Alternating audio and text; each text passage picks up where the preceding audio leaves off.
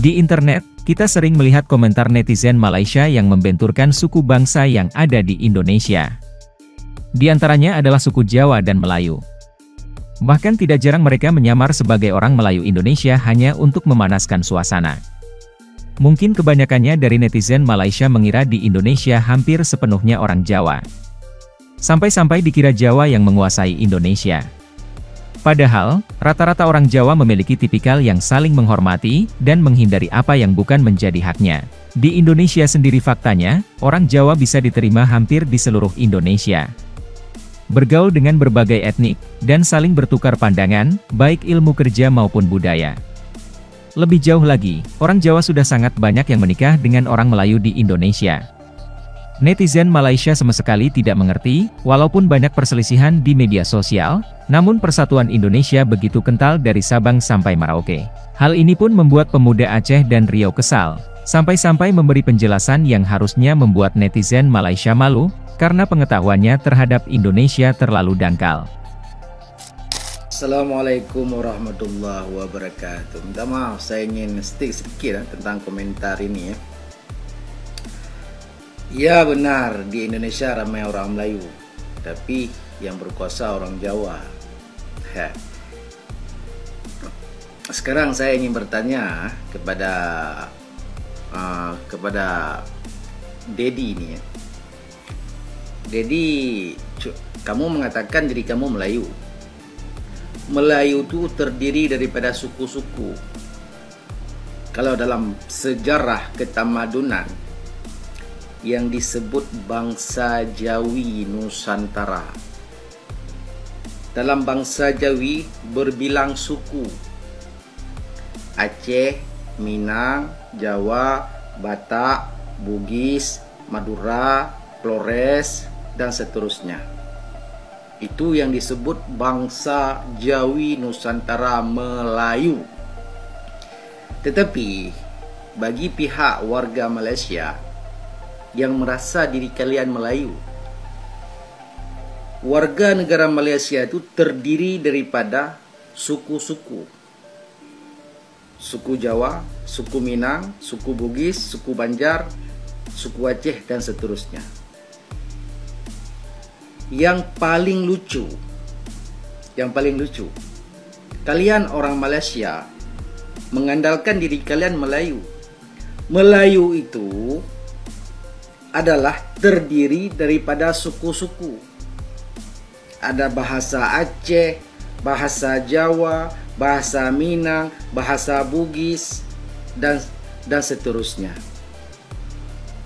Dan setiap suku di Nusantara, dia memiliki budaya, adat, dan istiadat sendiri. Bugis memiliki rumah budaya Bugis, Minang memiliki rumah budaya Minang, Aceh memiliki rumah budaya Aceh. Sekarang saya nak tanya dengan awak. Orang Jawa memiliki rumah budaya Jawa. Senjata orang Jawa itu adalah keris. Senjata orang Aceh itu rincung, dan seterusnya. Saya tanya dengan awak, di Malaysia yang awak mengaku orang Malaysia, orang Melayu, raja-raja kalian itu mengaku Melayu, tapi simbolik yang kalian pakai keris. Keris itu milik budaya Jawa, orang Jawa punya. Pahamkan sejarah. Jawa memiliki rumah adat Jawa. Jawa memiliki senjata Jawa, yaitu keris. Orang Minang nggak boleh pakai keris. Orang Minang ada senjata Minang. Orang Bugis ada senjata Bugis. Orang Aceh ada senjata Aceh. Orang Banjar ada senjata Banjar. Sekarang saya tanya dengan awak, kenapa raja-raja kalian semua di Malaysia itu yang mengaku Melayu, kenapa harus memakai keris? Jadi Melayu ini terdiri daripada suku. Cuba tanya dengan raja-raja kalian tu semua di Malaysia tu, ya, yang kononnya berdaulat, ya, tanya dengan mereka, mereka suku apa sebenarnya? Kalau suku Bugis nggak layak memakai keris. Keris bukan milik keturunan orang Bugis. Keris milik keturunan orang Jawa, budaya Jawa. Setiap suku-suku yang terdiri di Nusantara ini memiliki budaya masing-masing, bahasa masing-masing. Tetapi bahasa persatuan majmuk seluruh suku-suku Nusantara, yaitu bahasa Jawi, adapun yang disebut bahasa Jawi Indonesia, adapun bahasa Jawi Malaysia. Sekarang karena kalian sudah memiliki sebuah nama negara Malaysia, disebut bahasa Melayu adapun bahasa Indonesia. Cuma berbezanya lorat cara bercakap. Itu yang harus kalian paham. Jadi rakyat Malaysia jangan merasakan kalian Melayu. Melayu itu terdiri daripada suku-suku. Yang paling silap, kalau memang raja-raja kalian tu orang Bugis, tidak boleh memakai keris. Keris itu milik orang Jawa. Contoh, Raja Aceh memakai keris enggak boleh.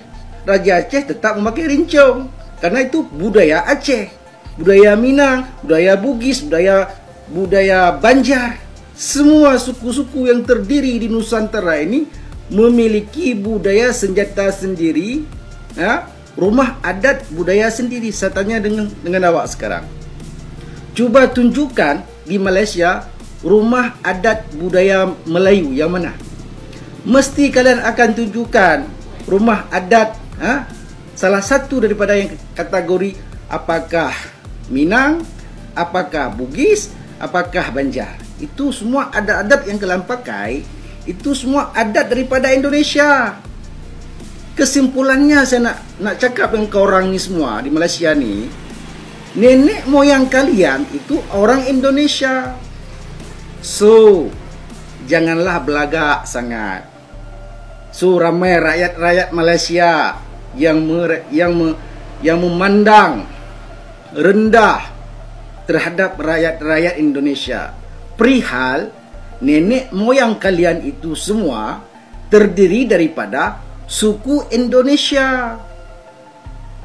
Jadi pahamkan sejarah. Kononnya aku rakyat Malaysia, Melayu. Kita tanya sejarah asal usul pun tidak tahu. Macam mana kalian mengaku Melayu? Daddy single daddy. Asal jangan sugar daddy dah lah. Dia bertanya, betul orang Melayu ramai di Indonesia, tapi orang Melayu di Indonesia dianaktiri oleh kerajaan Indonesia, sebab yang pegang kerajaan Indonesia ialah orang Jawa. Saya nak jawab untuk abang ni, bang, kita dalam bernegara di Indonesia ni, sistem negara kita berbeda. Jadi anda harus berpikir secara bagaimana sistem negara tersebut.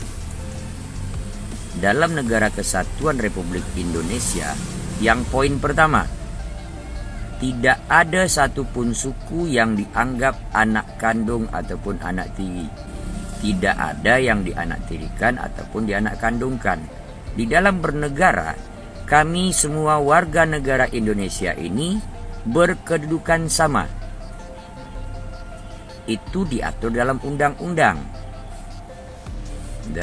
Setiap warga negara memiliki hak untuk dipilih dan juga untuk memilih. Saya jelaskan. Bagaimana dia bisa dipilih?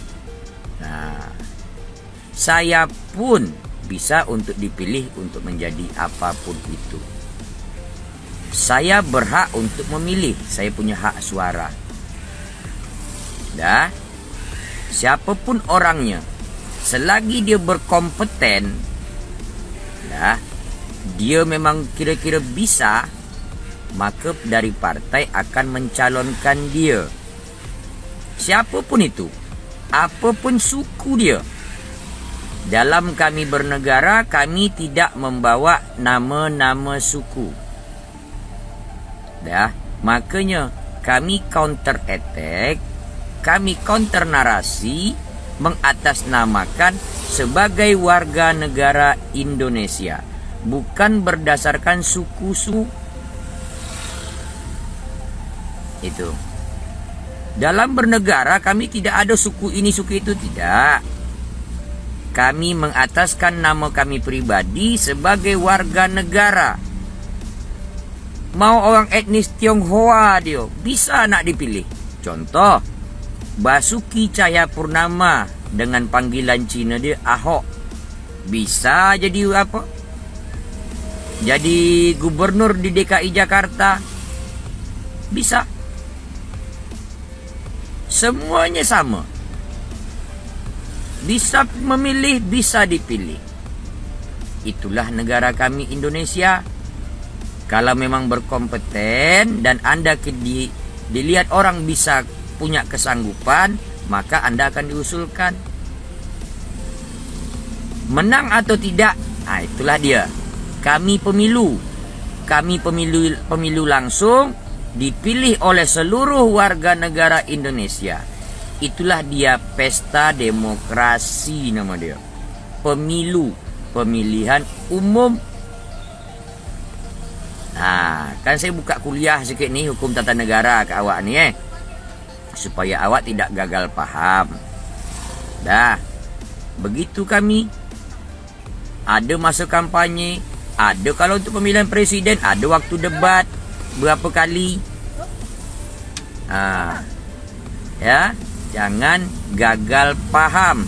Tidak ada suku apapun di Indonesia yang dia itu dianakkan ataupun dianaktirikan. Okey? Lebih banyak lagi belajar supaya awak tak buat malu negara. Supaya awak tak buat malu nama peribadi. Tetap semangat.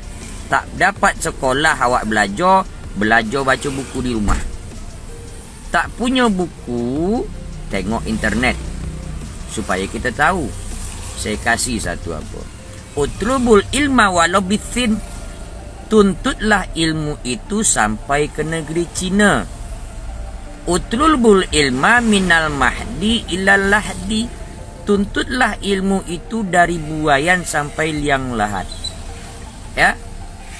Kita dalam rangka mencari ilmu tidak ada batasan apapun itu. Selagi kita nak menambahkan sumber daya manusia kita, menambah pengetahuan kita, bagus. Tidak ada batasan. Engkau dah umur 50 tak usah belajar lagi. Tidak.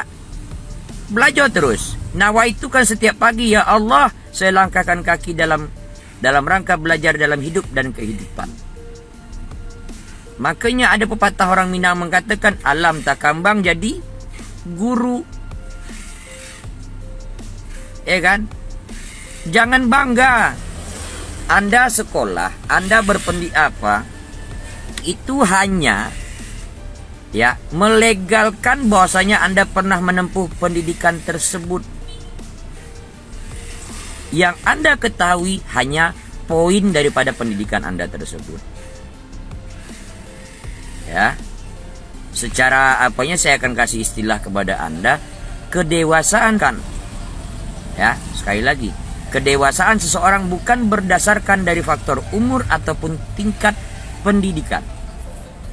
Tetapi bagaimana dia bisa berpola pikir. Mindset Anda bisa Anda.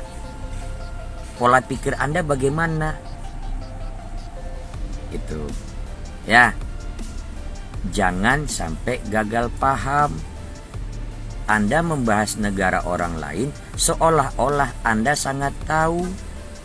Sekali lagi saya tekankan, kami bangsa Indonesia dari Sabang sampai Merauke di tahun 1928 sudah diikrarkan sumpah untuk para pemuda di Indonesia.